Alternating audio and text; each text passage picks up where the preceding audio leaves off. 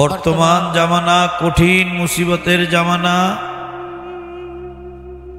এই সময় এমন এক সময় যখন চতুর্দিকে মুসিবতের পর মুসিবত দেখা যাইবে।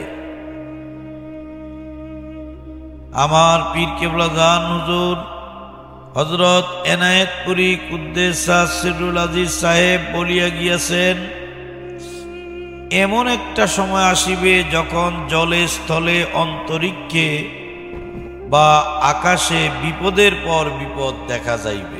বিসমিল্লাহির রহমানির রহিম। বিশ্বলি খাজা বাবা ফরিদপুরি কেবলাজান সাহেবের পবিত্র নসিহতনামা থেকে অংশ বিশেষ পাঠ করে শোনাচ্ছি। অপূর্ব নিয়ামত লাভ হয় আপন পীরের কঠোর খেদমত এবং আপন মুর্শিদে কামেলের পাক তাওয়াজ্জু দ্বারা। তাই মহাকবি হাফেজ বলেন, যদি তুমি দুর্বিপাকের তুফান হইতে বাঁচিতে চাও, তবে তোমার পীরের সঙ্গকে নুহের তরি মনে করিয়া শক্ত করিয়া ধরো। লতিপায়ে কালকে বুঝিতে হইলে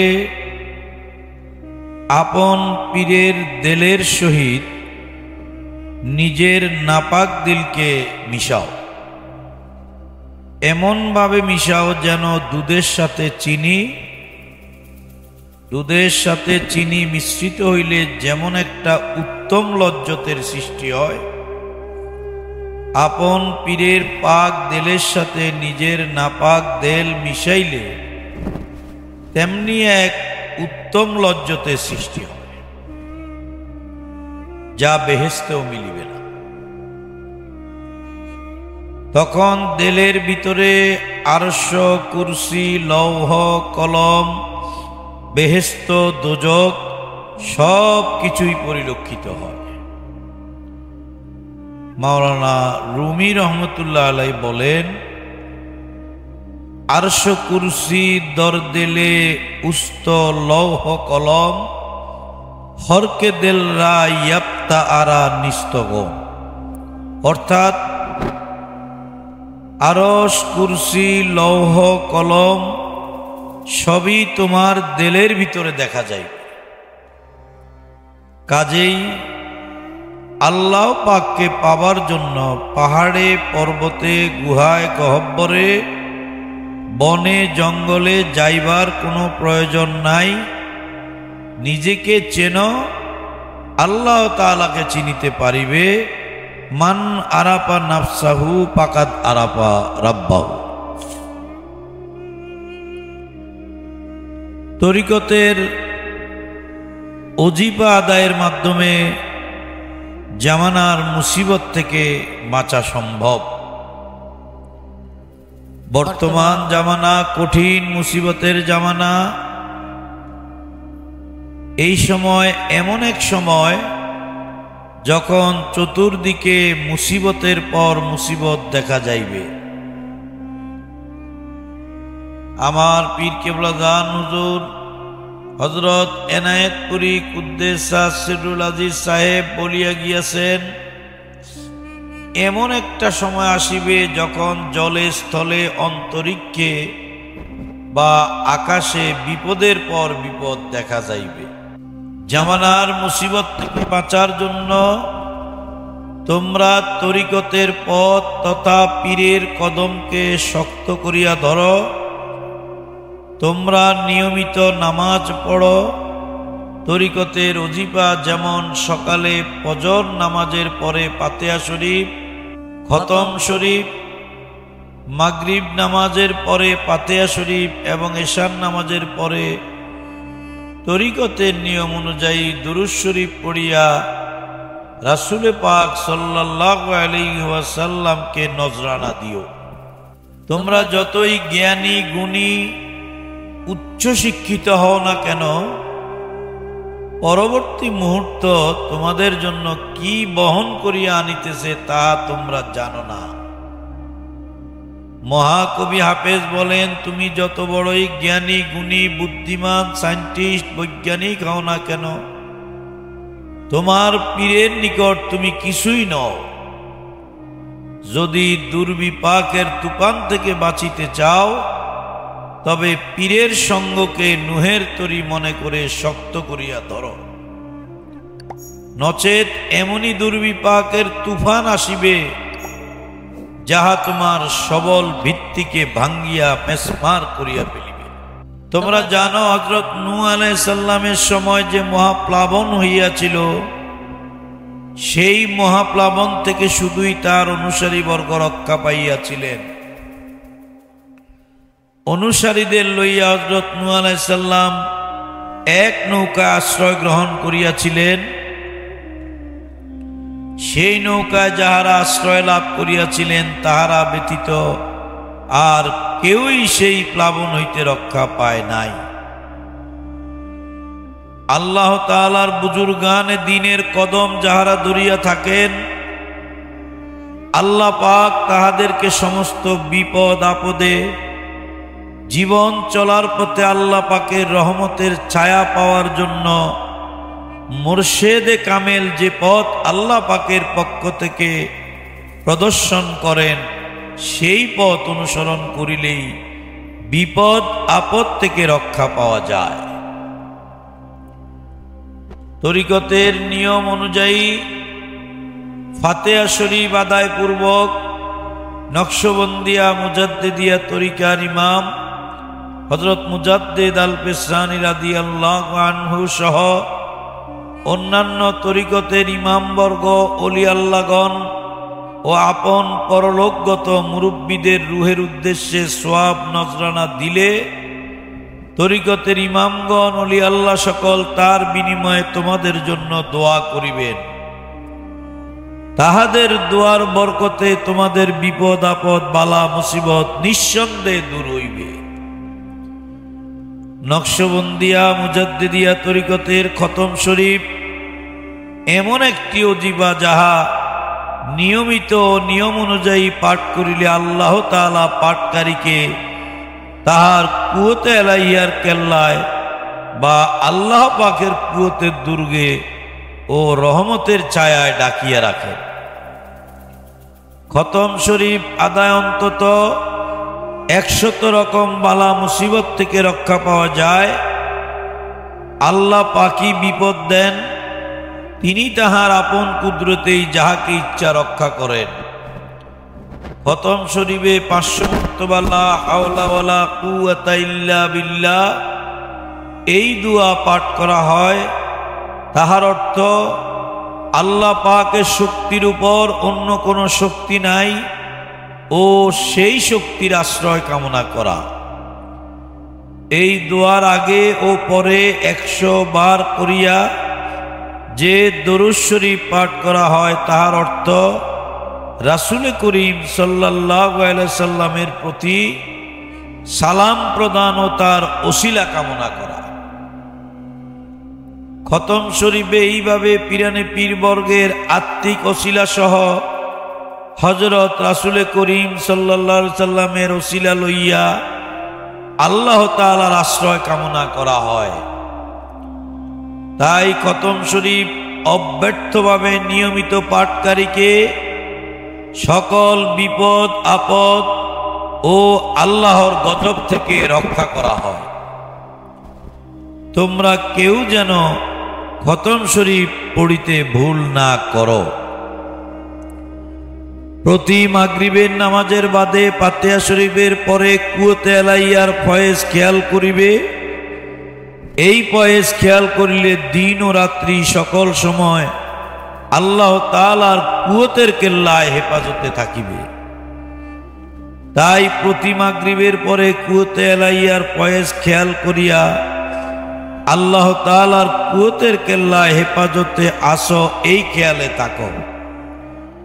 তাহা হইলে দিন রাত্রি সকল সময় বিপদ আপদ হইতে আল্লাহ পাক তোমাদের রক্ষা করিবেন।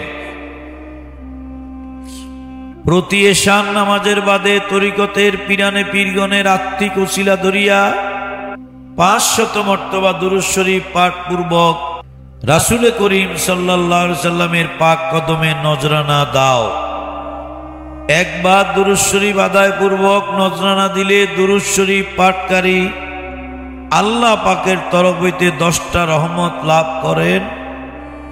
আল কোরআনের ঘোষণা, ইন্নাল্লাহা ওয়া মালাইকাতাহু ইউসাল্লুনা আলান নবী ইয়া আইয়ুহাল্লাযীনা আমানু সাল্লু আলাইহি ওয়া সাল্লিমু তাসলিমা। অর্থাৎ নিশ্চয় আল্লাহ তাআলা ও তাহার ফেরেশতাগণ নবীর প্রতি দুরূদ বর্ষণ করিতেছে। হে মুমিনগণ, তোমরাও তাহার প্রতি দুরূদ পাঠ করো, সালাম প্রেরণ করো। জাকের গণের নীতি তাই এশান নামাজের পর 500 মর্তবা দুরূদ শরীফ আদায় করিয়া রাসূল করিম সাল্লাল্লাহু আলাইহি সাল্লামকে নজরানা দিয়া ডান কাতে শুইয়া থাকা, প্রতিদিন ভোর রাতে রহমতের সময়ে সুখের শয্যা ত্যাগ পূর্বক পাক সাফ হইয়া তরিকতের পিরানে পীরগণের আত্মিক ওসিলা সহ আল্লাহ পাককে ইয়া আল্লাহু ইয়া রাহমানু ইয়া রাহিমু এই 3 নাম ধরিয়া ডাকিবে। এই সময় আল্লাহ পাক তদীয় রহমতের দরজা খুলিয়া দেন। তাই এই সময়কে রহমতের সময় বলা হয়। সকল পয়গম্বরগণ নিশির শেষে মানব জাতি তথা সমগ্র সৃষ্টির মঙ্গলের জন্য আল্লাহ পাকের রহমত চাইতেন।